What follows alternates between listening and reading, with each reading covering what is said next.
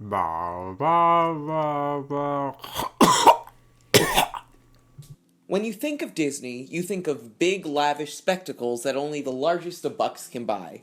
But what you probably didn't know is that back when Disneyland opened in July of 1955, it wasn't exactly smooth sailing for good old Walt Disney.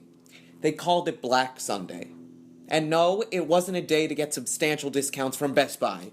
First off, even though Disneyland was open to the public, the place was still under some considerable construction.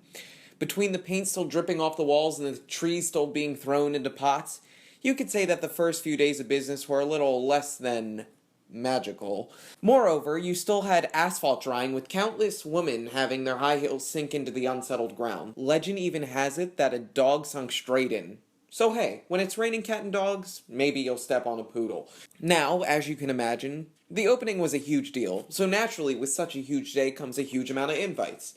15,000 to be precise. But, thanks to counterfeiters, a whopping 30,000 people actually showed up. That being said, they were barely even able to handle the original number of expected attendees, let alone double. They ran out of everything, mass hysteria ensued, and worst of all, they ran out of hot dogs. But not the buns, which is strange, since it should be a perfect bun to wiener ratio, but I don't. Okay.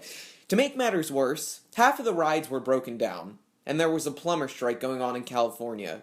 I mean, who needs toilets anyway? Furthermore, the Mark Twain riverboat sank into the rivers of America. And finally, there was a gas leak causing the entire place to be closed. I guess you could say that Fantasyland wasn't exactly a land of fantasy that day.